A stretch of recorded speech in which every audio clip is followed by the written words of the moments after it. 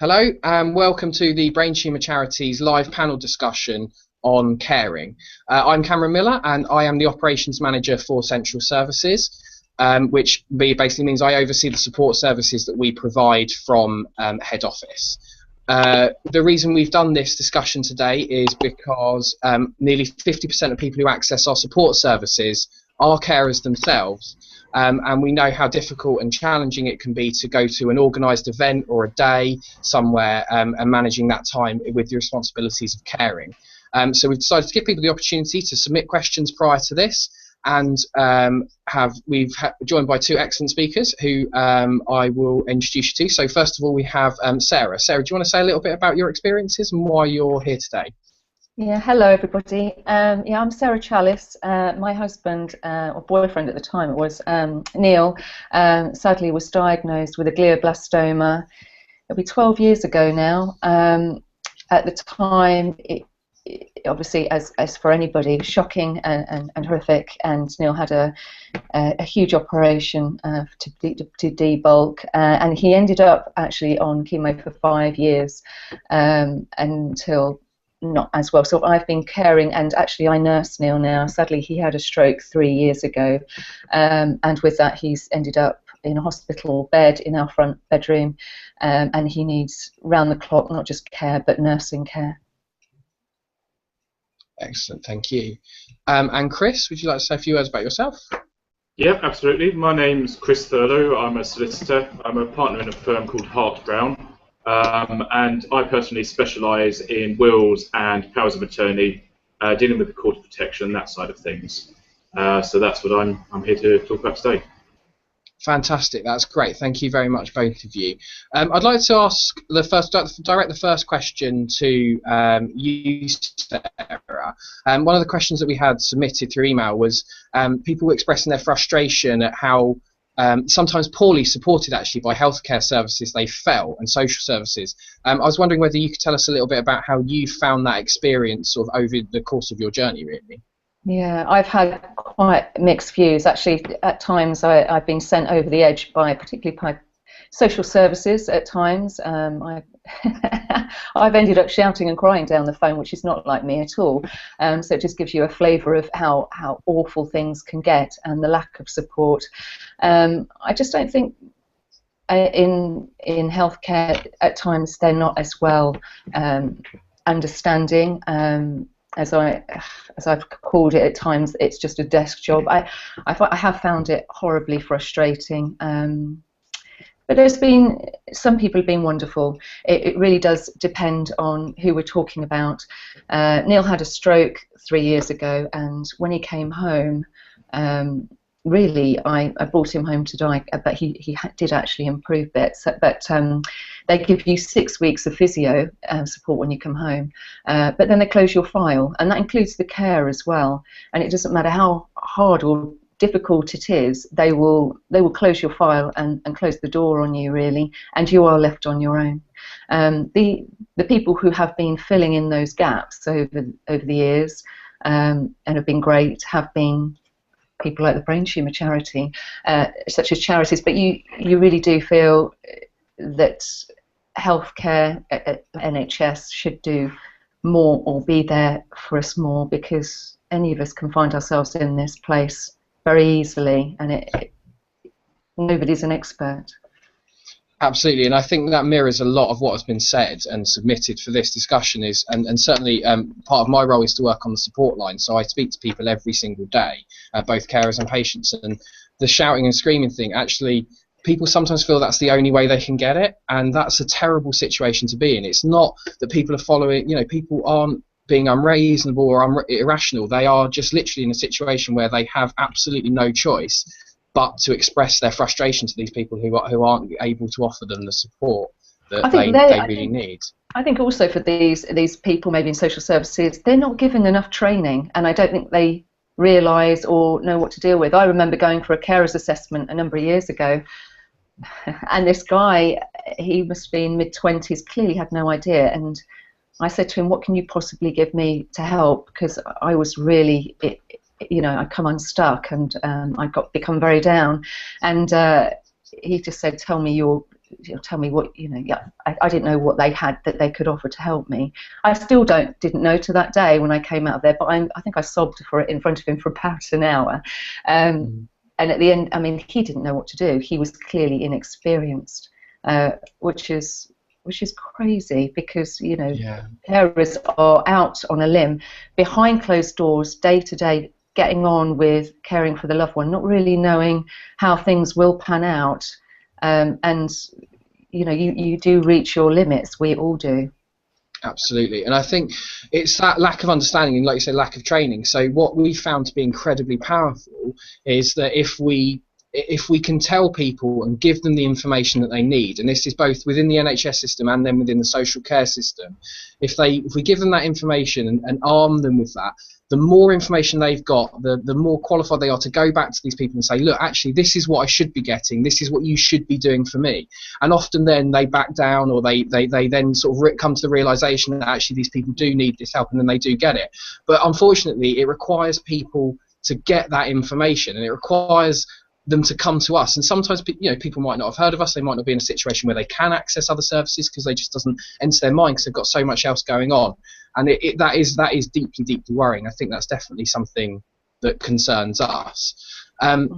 So actually, in terms of that, in terms of making sure that people are as aware of things as possible, Chris, I was wondering if you could tell us a little bit about how a lasting power of attorney would work for someone who was caring, and how that would be used, and how they would go about getting it. Yeah, absolutely. I mean, it's probably first worth just covering what a lasting power of attorney is, because there's a lot of people who may have heard of it, lots of people who won't, but actually not too sure what it involves. Generally, a power of attorney is a document that authorises someone else to do something on your behalf. The difference with a lasting power of attorney is that it allows the attorneys to do that if the person who's made that power of attorney has actually lost the capacity to make decisions for themselves. Now, there's two different types of lasting power of attorney. There's one that deals with the property and financial side of things, and there's one that deals with the health and welfare side of things. Now, the property and financial affairs does what it says on the tin. It deals with property, deals with bank accounts, deals with pensions, deals with life policies, anything like that. Anything financial is dealt with on that side. In effect, the health and welfare lasting power of attorney covers anything that's not covered by the property and financial affairs. That's the easiest way to explain it. So it's from what many people would consider standard everyday decisions. Who does someone have contact with? Who deals with their personal correspondence? What they should wear, what they should eat, all the way up to dealing with the medical profession, dealing with social services, and then all the way up to the very top of decisions about life-sustaining treatment, and actually being able to make those decisions on behalf of someone who has lost capacity to make those decisions themselves. So with a health and welfare lasting power of attorney, it can be extremely useful in that situation as a carer to go out and actually be able to talk to social services, to talk to the medical practitioners, and have the authority so that they have to speak to you. They can't hide behind data protection. They don't need to hide behind data protection, because actually the authority is there and it's plain and simple. Now, for the power of attorney to be valid, it has to be made by a person who at the time of making it does have the capacity to do so. They have to sign it and have their signature witnessed, and then someone, which is generally a solicitor or medical practitioner, will certify that, in their opinion, the person does know what they're doing, is not being forced into it, and has the capacity to make the document. Each of the named attorneys then signs, and then a document has to be registered with the Office of the Public Guardian, which is in effect the administrative arm of the Court of Protection. Once it's registered, the lasting power of attorney can be used. With a property and financial affairs power of attorney, it can be used either while someone has capacity at their discretion, so they can ask their attorneys to do things for them, or if they lose capacity, the attorney can step in at that point and start dealing with things. With the health and welfare power of attorney, it does only apply if the person who made the power of attorney no longer has the capacity to make those decisions themselves anymore. Now, a question I'm often asked is who decides whether someone has capacity or not? And at the end of the day, it comes down to the attorney to make that decision and to take all reasonable advice as they can, and to remember that each decision has to be assessed separately. An easy way to explain on, for example, property and financial affairs would be to say someone might have the power to say, yes, I want to pay that bill out of my bank account, but might not have the capacity to say, yes, I want to sell my house and I need to deal with all the legal work. So there's varying levels of capacity. Health and welfare even more so. There's such a wide range of decisions that can be covered.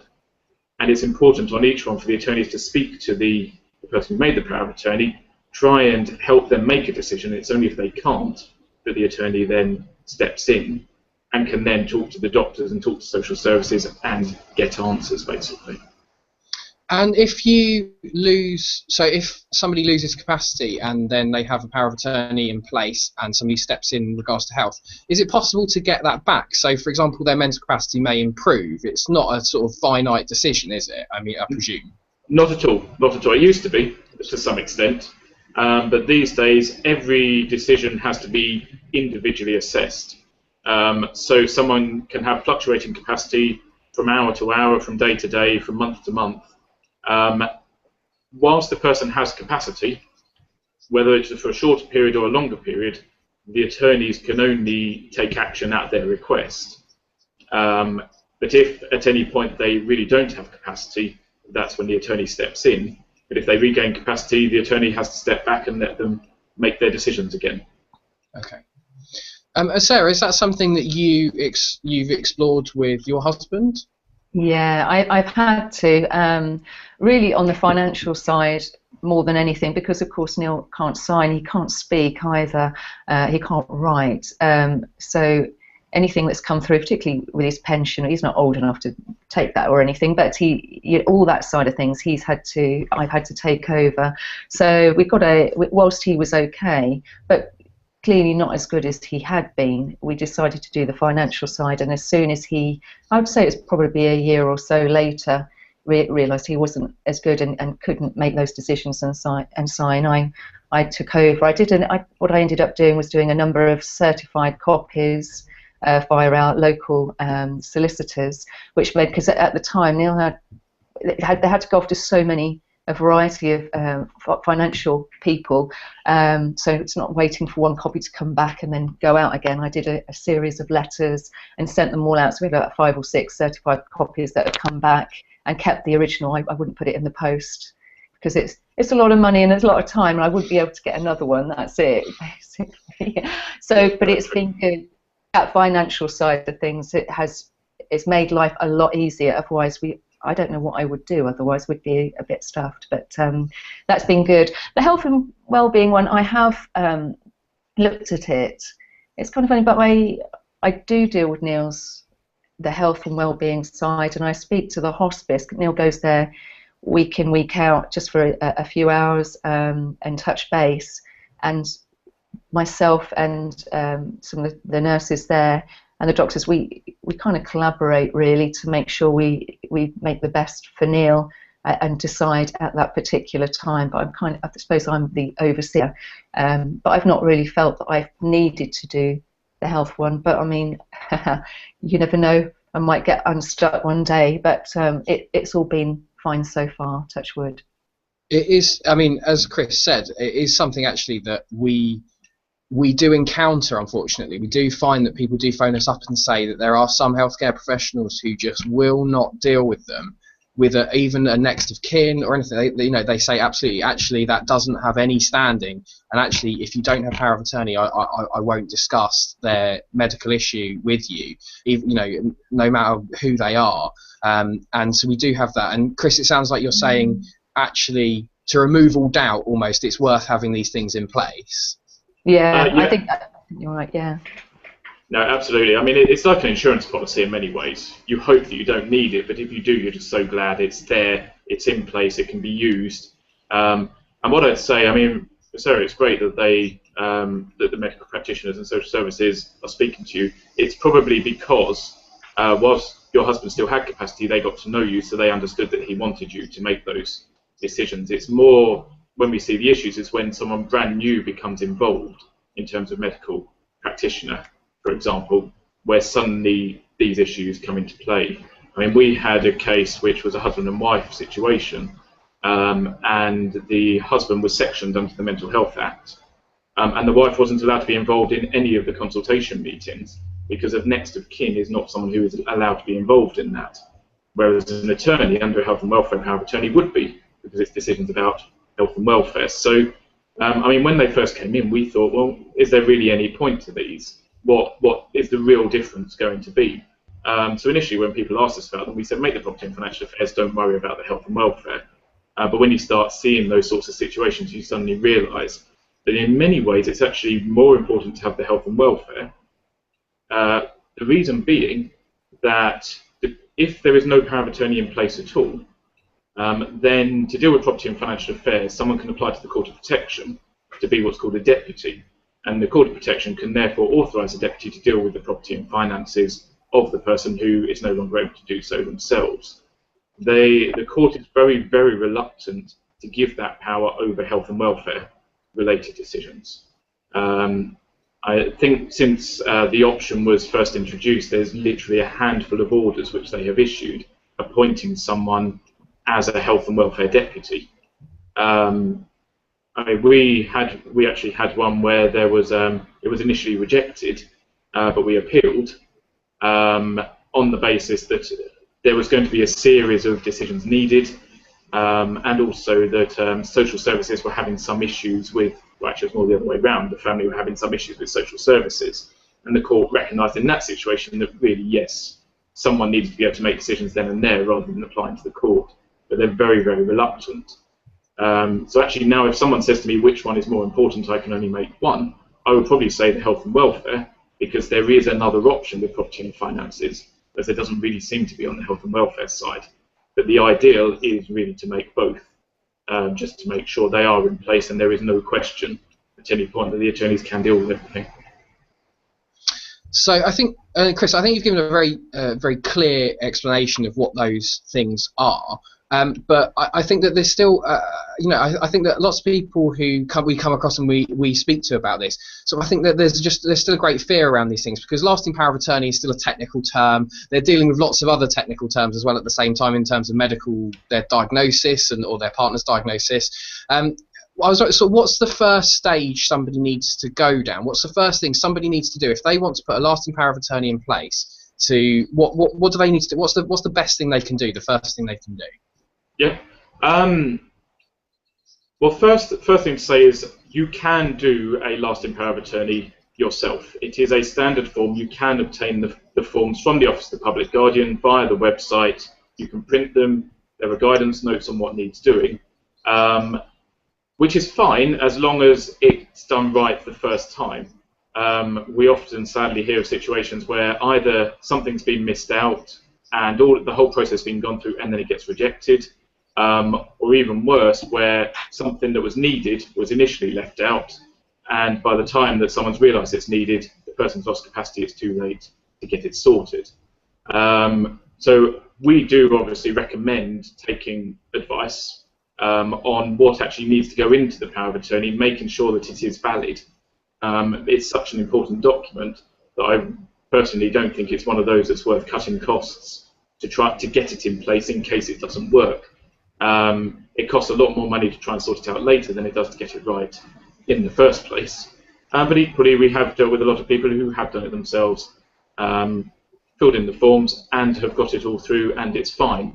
There is a lot of form filling, so if people aren't comfortable with that, then I would say the first step is to go and find a local lawyer who can advise on the best way of putting the document together to make sure that everything is covered later on. If cost is a worry, is an issue, then I have said to some clients in the past, we can get the documents prepared, get it all signed, make sure it's valid, and then the client can deal with the actual registration side, which is very time consuming but not particularly technical. There are set forms that need filling in. If someone has the time to fill those in, then it's a good way of actually saving on the legal fees. You know you've got a valid document, you then just make sure you comply with the step-by-step guides, and then you're going to have a valid document in place. I'd say the vast majority of people, where we do discuss powers of attorney and where they can see the benefits, they ask us to do the whole job. But it is about being flexible with that and trying to work out what works for the person involved the best, basically. So I want to change topic slightly to something else that we have had come in via the. We've got lots of topics to cover, so I want to try and give them sort of all a fair airing. So something that a lot of people do talk to us about is financial consideration. And leading on, it's really nice of you actually, Chris, that you obviously clearly give them sound advice in terms of if there's something they can do slightly cheaper, albeit time consuming, that you do actually give them that honest advice. But people do have contacted us where they've got themselves into debt from caring. You know, they've had to give up their jobs and they have found it incredibly financially challenging. And I suppose, I guess I wanted to come back to you, Sarah, and sort of speak about whether that's something that you have heard from other carers, whether it's been your experiences, whether it's been your experience at all. Yeah, I mean, for Neil and myself, we're very fortunate. I mean, actually, the week before Neil fell ill with his glioblastoma, he nearly stopped his policy, which he'd been running for 17 years. Now, if he had stopped that, oh man, I tell you what, things would be very different for us. So basically, he does get his salary paid, and thank God, because I'm not really sure how things would have panned out. It means I do work from home whilst caring and nursing Neil. But if we didn't have that money coming in, we wouldn't be able to live as we do on you know, not very much benefit money, because you don't get much, and with all the bills, I'm not sure where I'd go on that one. I think people juggle. I think about other friends whose husbands have had brain tumours. They've been at the hospital. We kind of meet up when they've had chemo, and then they're straight off to work again, and that included myself. It's a tricky one. And the question is, what do you, I mean, for me, for us, we've been lucky financially on that side of things, but I know a lot of people are not. I think, yeah, and I think it's something that people do worry about, and it's sort of another added level of stress. You're obviously already stressed about lots of other things.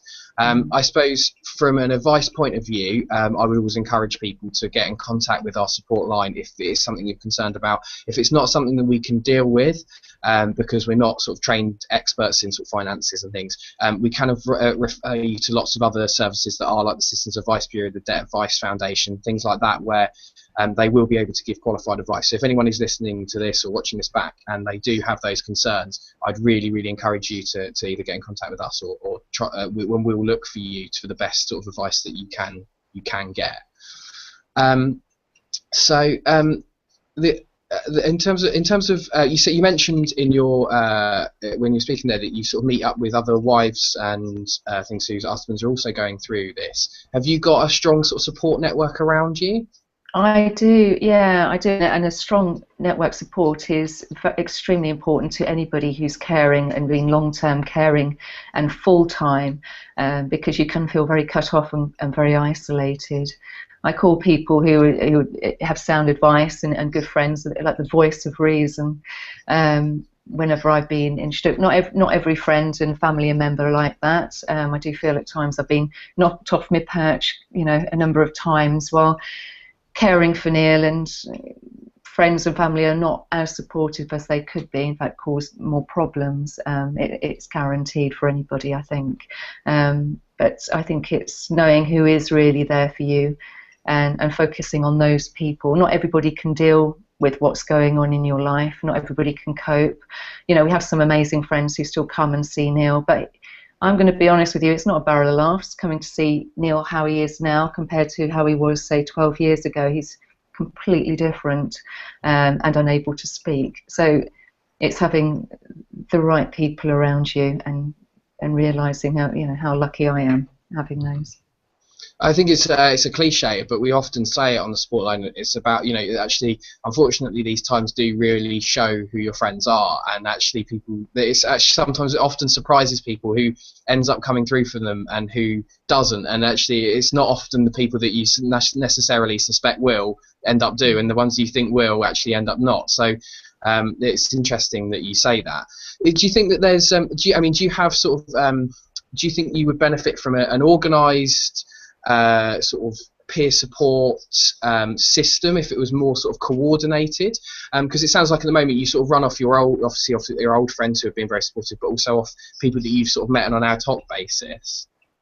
Yeah, I mean, I'm still in touch with some of the friends that we met through all those years of chemotherapy. Every Tuesday, we all hung out together. Some, sadly, are not here anymore. Others are, and we're still there for each other. And others really are not going to understand, even when they think they do, unless you've been caring for years and you've been through it yourself. People don't really know what the day-to-day and what it really consists of, and what effect it has on you and your health, which is what I've found. When you say about peer support, do you mean more through maybe a charity, that sort of thing? Yeah, absolutely. If there was anything that we could do to help facilitate those sorts of relationships. I mean, I think we often get people who tend to strike them up naturally. I mean, that's how things work, obviously, throughout life, and there's no reason to believe that because you're a carer this will change. But it was just, I wondered if there was anything more that could be done to help coordinate them. I quite like the idea of this kind of panel and chatting about the issues that arise, which unfortunately are many. But I mean, for me personally, with Neil's brain tumour and how things have happened for him, it's affected every single area pretty much of our lives, including me. The impact for everybody surrounding that loved one who's fallen ill is huge, and nobody sits you down and tells you all about any of this. You learn the hard way, and I think we do need to spell out some home truths so that forewarned is forearmed, and that certain people who you thought were your friends you may never see again, which is really sad. But but then you focus on those. Some people are just absolutely amazing, and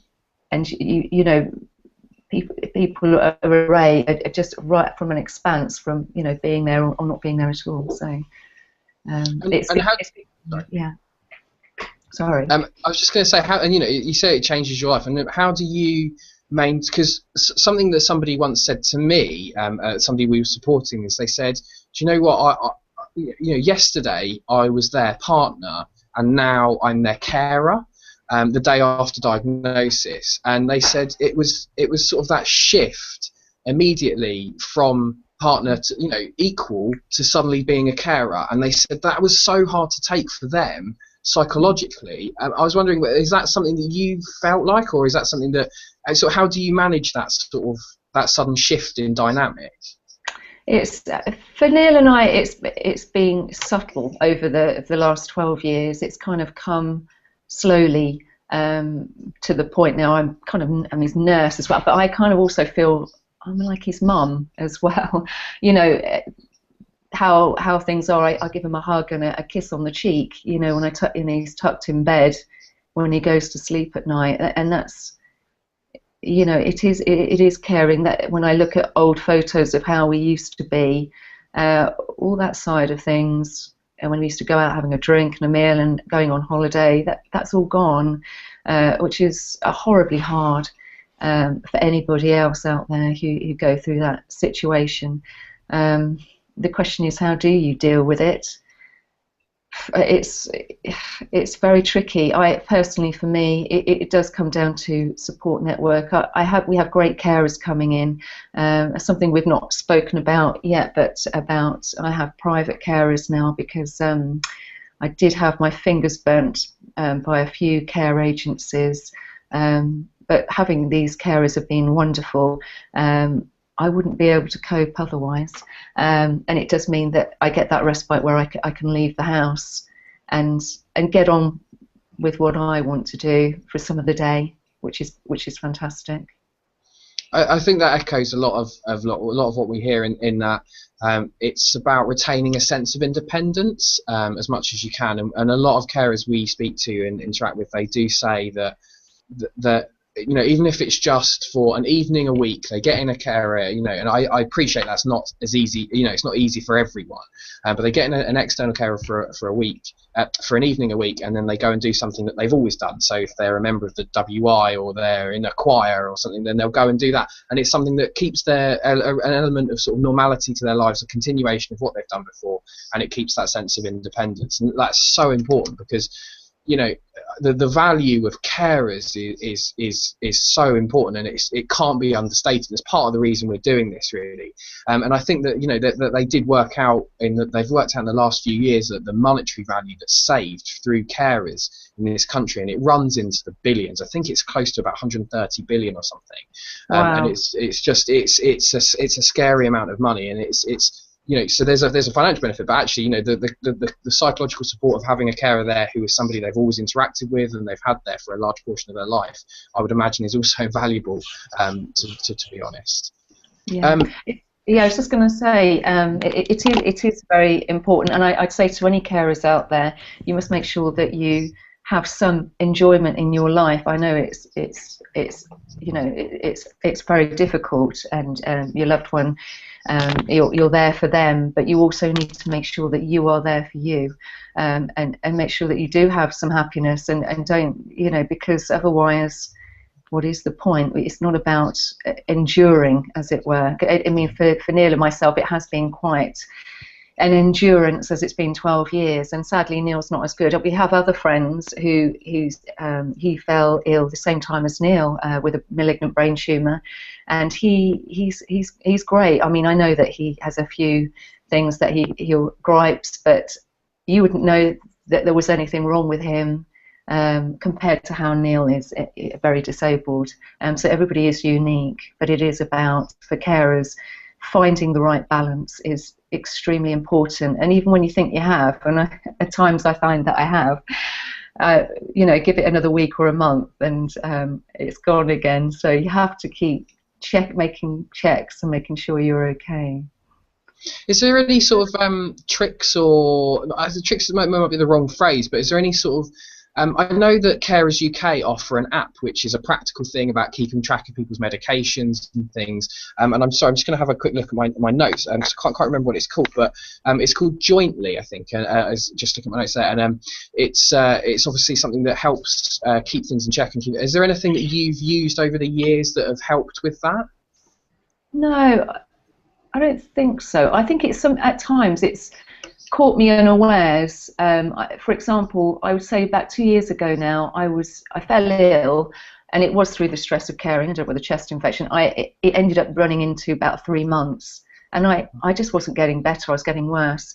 I rang the hospice and said, I'm not really sure what to do. And she said, I've been expecting this call, and within 24 hours they'd found a nursing home for Neil to go in for a few weeks for respite. And it wasn't till then, when I came away from there and from that situation, I could reflect and realise I needed to make changes to ensure, because otherwise I wasn't going to keep going as I have been, and I needed to get more care in. And I'm afraid, you know, for carers out there, you do need to sometimes pinch yourself or take yourself out of that situation to really, or talk to a good friend, a close friend, and talk it through and say, you know, what changes can I make? Or it may mean also having very direct conversation with family members, which can be very difficult. I know that as well.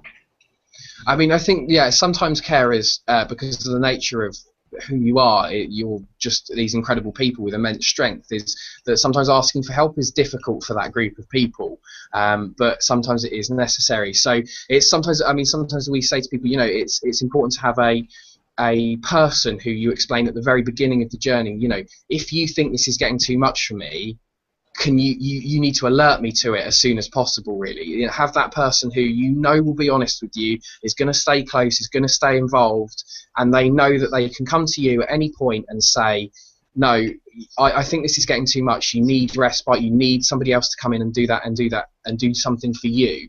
And I think that that's really important. So I'd really encourage people to do that. The other thing I'd really encourage people to do is if they do need help, if they do feel that they're at that point, then do make contact again. I know I keep saying it, but do make contact with us, and we'll find the local services available to you in your area. If we can't provide something ourselves, we will always find that information for you. I wanted to go back to another technical question regarding something, quite a few questions that we've had sent in. This one is regarding wills, so I'm going to pivot back to you, Chris, if that's okay. Yeah. So a few people have sort of said that they would like to be in a situation where they can put their affairs in order and they can create a will of some kind. What are the main things that people need to consider in doing that? Okay. Main things to consider, I mean, obviously the most important thing is making sure that the will that is made is valid and that it really does what you need it to do. Unfortunately, we do see a large number of homemade wills or wills made by will writers who have no, certain will writers who have no training. There are will writers who certainly do and can write a perfectly good will, but for those that don't, and when we see the will come through, it's just not fit for purpose. So the important thing is, first of all, thinking what do you actually want to get out of the will?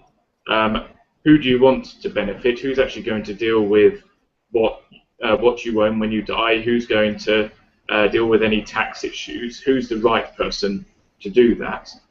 It's also important to think about whether there's any form of trust type arrangements that need to be included in the wills, particularly if there is a situation where your primary beneficiary may be on means-tested state benefits. If you simply leave assets to them, they may lose those benefits. But there are certain types of trusts which you can use to provide for that person, but without them losing out on the benefits that they're entitled to. So that's something to really think about, and because of that, it's really important to actually go and take advice on, yes, this is what I want to do, but what's the best way of doing it? I mean, where we act for clients on wills, we have a will guide, which is our questionnaire that we send out in advance of a meeting, to get the background on the family, to get the background on the assets owned, and to understand the wishes, so that it gives everyone a chance in advance of the meeting to really think about what they do want to achieve, so that the meeting is actually a very productive meeting and isn't simply a data gathering meeting, which is just a complete waste of time. I would recommend that you speak to a specialist, someone who really does specialise in wills. I'm not simply going to say speak to a solicitor, because there are solicitors who will have a go at everything. They're not specialists in wills. It is important that it's someone who you actually have trust in, that they really do know what they're talking about. So if you are looking for a solicitor, maybe call a couple or 2 or 3 firms, see who you speak to, see if you can build a rapport with them, see if you feel that they're being upfront with you, both in terms of what services are covered, what the costs are going to be. Because if they're not telling you those things, then actually it's probably a good idea to find someone who will be upfront with you on that. I mean, from our point of view, we always work on a fixed fee type basis, so that from the beginning everyone knows exactly where they stand. Solicitors are required to tell you what the prices are going to be, but it's something we want to do to make sure everyone knows what they're in effect letting themselves in for. It means you can budget for it. And if it is out of budget, then at least you know that in advance and say, actually, that's not what I need to do. Where there are, as you mentioned earlier, financial issues, debt issues, anything like that, so people want to get the will in place but don't feel they can afford to. There's a large number of charity-related schemes where they offer, local solicitors offer for a couple of weeks generally, or possibly for a month, to write a will without charging for that, and to ask instead for a donation to the charity that's organised that scheme. Now, we at Hart Brown take part in a large number of those, and it's a very cost-effective way of making sure there's a valid will put in place. It's only going to cover a very simple, straightforward will. So if the requirements are more complex, if there needs to be trust, then it might not cover that. But have a look at the options. Have a word with people who you feel confident in that they've got the knowledge, and then take it from there. And I suppose it's a very sad and sensitive subject. So I don't, but if a carer was to make a will and they were worried that they may die before somebody that they were caring for, is it? I mean, I don't know if it's possible to really give that because it's I don't know if it's too ambiguous because I'm sure it would depend on the circumstances. But what sort of trust or what would they need to set up? What they need to establish in order to ensure the care that has been provided before will go on, even if it's not the same people, unfortunately. Yeah, absolutely. I mean, it will depend on circumstances, as you say. One example that can affect it is whether it's a married couple, or whether it's an unmarried couple, or whether it's some other relationship. Because the different types of trust can have different types of tax effects. For a married couple, you'd be looking at something called a life interest trust, which says that the surviving spouse is entitled to live in any property that's owned by the trust. They're entitled to receive the income from the trust, but they're not actually entitled to the underlying capital. You would then choose trustees who can actually release that money out to that primary beneficiary as and when they need it. Now, because it's within the trust and because it's discretion, it's therefore protected from things like means-tested benefits. It also means if there's any questions over capacity, the trustees can actually manage the money without having to involve the court of protection or powers of attorney. If it's unmarried couples or some other relationship other than spouses or civil partners, then sorry, lights just turned off just behind me there. You're right, I'm still seeing. Yeah. Excellent. Yeah, so if it's between unmarried couples or other relationship, you might be looking at something called a discretionary trust, which is very similar, but the main beneficiary isn't entitled to the income from the trust either. It's completely up to the trustees what to pay to them and at what point. Now, what that does do is give a greater level of protection from state benefits. It also means that the assets are protected from inheritance tax potentially when that person passes away and from being taxed twice. And it means that the right funds can be released at the right time because you choose trustees who really understand the situation. You leave them a very extensive letter of wishes explaining what you would like them to do. It's very important that you choose the right types of trustees and choose the right people that you really do trust to go along with your wishes. The letter of wishes is not binding upon them, but that's purely from a legal perspective, whereas from a moral perspective, you choose the right people, they feel morally bound to abide by those letters of wishes, that would be the way to go. Now, those trustees can be family members, they can be friends, they can be professionals. There's a wide range of options, and it's really thinking about what's the best combination based on what my wishes are and the sort of protection I need to get in place. And how many trustees do you need? The maximum is 4. Okay. The absolute minimum is 1. It's a very good idea to have 2 or 3. The main reason being that if the one trustee that you've named dies, suddenly the trust fund takes a bit longer for someone to be able to do anything with it again. Right. Okay. You've got 2 trustees and 1 dies, the ongoing trustee can quickly appoint a new trustee and everything can speed up and carry on as it was before. And in the event of there being more than one trustee, is it sort of a best course of action is a majority vote? I mean, is that literally how it works? I mean, well, the strict position with trust is that unless the trust document says anything else, they have to be unanimous decisions. Oh, right, okay. All trustees have to agree to it. The trust document can say majority rules. The trustees can agree between themselves unanimously that in future certain decisions will be majority rules, if that's what they decide to do. But the strict position is decisions have to be unanimous between trustees. The letter of wishes can say, I would like this person to be the primary decision maker. It's not legally binding, but again, it's morally binding, and you would hope the trustees would abide by it and say, okay, that person wants to do this, and would only say no if there was a very good reason for saying no. So, for example, if it was a professional trustee who was the second trustee, and someone asked to do something which there was a much more tax efficient way of doing it, or by doing that it was going to have a major impact upon benefits that could be very difficult to reclaim later, the trustee can point that out before making the decision to go ahead. Doesn't mean they would say, no, you can't do it, but they would take a back step first, rather than simply allowing one person to have all the decision-making ability, which might mean they make uninformed decisions. And I mean, that sounds like an incredible amount of responsibility to give to a group of people. In your experience, how is it sort of split between professionals and friends and families? I mean, because I took it from your explanation, and I might be wrong, that professionals, it could be a professional who's dealt with the care of the individual prior to that. So could you actually literally ask them if they would like to be a trustee in the event of the worst happening to the carer, and then the professional being appointed as one of the trustees?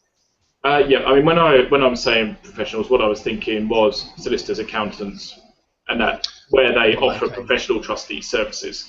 But absolutely, a professional in the care side of things could be included as a trustee. What you have to be very careful of is any potential conflict of interest. If they're being paid for their services as a carer, and there's money there that could be used for other things, or there could be a more cost-effective way of doing it, there is a potential conflict in their interest. I mean, what you often find with, for example, care homes, is they refuse to be attorneys for anybody because there's a clear conflict of interest. They are being paid for their care services. They don't feel they should be in charge of the finances. So absolutely, if there's someone who is involved in the caring side who you feel is the appropriate person, then that should be the person. Then that can be the person included. But you should always bear in mind that potential conflict of interest when they're acting. Are they really going to be impartial in deciding how to run the trust? Excellent. Okay. So we're approaching the last 10 minutes. So I want to ask, well, actually, first of all, I'm actually going to do one more plug in that we do have solicitors firms available for wills. If you do want to phone us, our legacy team will give you details of them, and they will provide a basic will, as Chris has explained, in lieu of a fee, but in return for a donation to the charity. And there are various ways, from what I understand of the legacy teams, that works. So if you give us a call, we'll put you in touch with some firms. So the last question I wanted to ask, and I'm going to go to you first, Chris. Actually, I'm going to say, what one thing would you say in terms of things like lasting power of attorneys? What one thing would you like people to take away from this as a carer? What one thing would you? I mean, the sense I get from you is that first of all, it's not to be intimidated and to approach the right firms and things. But what one thing would you like people to take away from this? Sorry, I sort of put words in your mouth then, but I don't know. You want to answer that? Actually, more or less what I was going to say. It's that the process and the documents. There's a lot of them, but they're not that scary. They're really not. Once you actually look at them, if you look at it as a pile of paper, there's a lot of paper there. But they are such an important document. They can be so useful that it's worth spending the time in getting it right at the beginning and not being scared to go and ask questions. If you don't understand it, don't just sign something, go and ask someone who does understand it. And if they don't explain it right the first time, ask them again. Don't simply think, oh, well, it must be too complicated for me to understand, because it isn't. It's a case of making sure it's explained in a way that makes sense to you. Any questions you have, ask them. I think that is actually excellent advice, and it does echo something that we often say to people about healthcare professionals. If they don't, it's a slightly different relationship, I appreciate, but if they explain something to you that you don't understand, go back and ask them again, because it's their duty as a professional to enable people to understand this and communicate it effectively. So I think that's actually a very, very good advice, I'd say, actually, Chris. So thank you. Sarah, I'm going to actually ask you two questions. The first one is, what one thing would you like carers to take away from this in terms of comfort and knowledge? And the second one is, and I'm completely putting you on the spot here, so if you don't have an answer, don't worry about it, but what one thing do you think that we can do as a charity that would help support carers better Wow. Okay. For support and knowledge, anything that to take away, I would say, as I've spoken about it before, it is ensuring you have balance. The number one person in your life is you, and everybody else. Because if you're not okay, you can't care for anybody yourself anyway, which I've come to learn the hard way. So make sure that you're okay. Make sure that you get respite. There were times where I didn't put Neil in for respite for a week into the hospice because I felt guilty. And we do, and I know of other carers that have, but you shouldn't wait until you are on your knees. Always look for more help. There are great services out there and charities, and it's taken me years to get the support that I have today, but it's taken a long time. So yes, make sure that you are okay is my advice on that. And the second one, what was it again? Sorry. What can we do as a charity?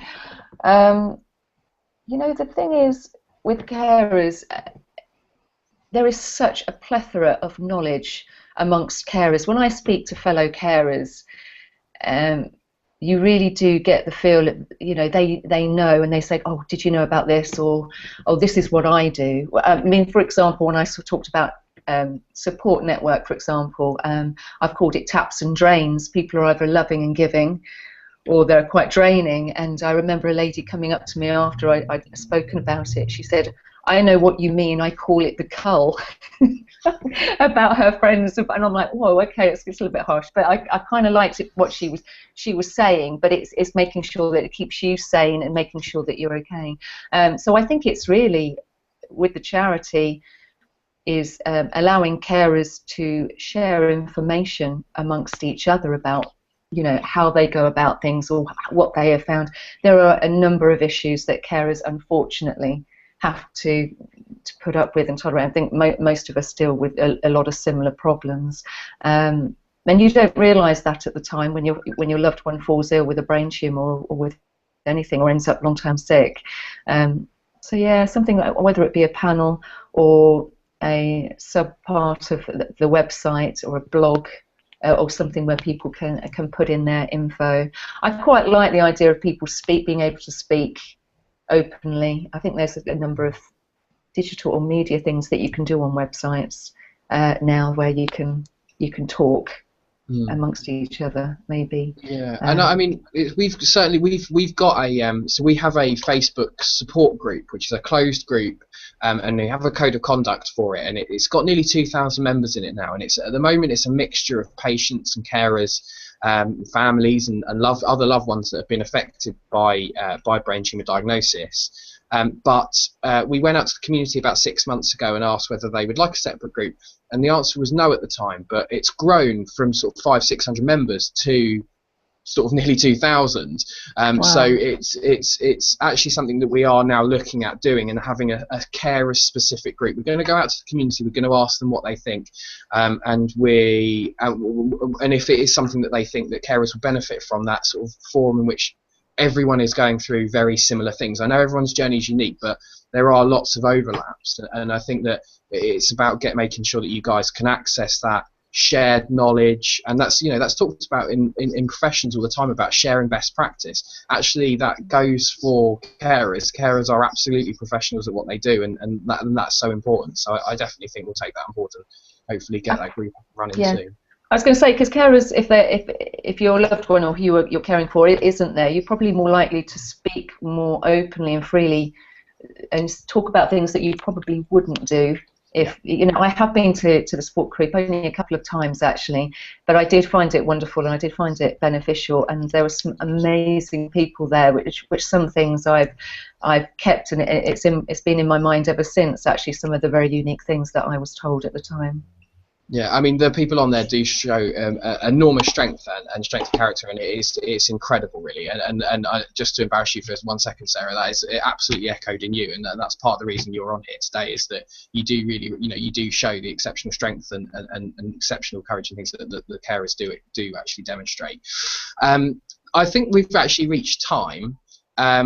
So I'm going to wrap up the conversation now, but thank you both so much for joining this. It's been so incredibly enlightening, and I hope the people at home who are either watching this later on or watching it live now have got something out of it, because you've both spoken with such knowledge and passion about what you do and what you have done in your experiences. So I really do appreciate it. So thank you very much. Very well. Thank you. Thank you.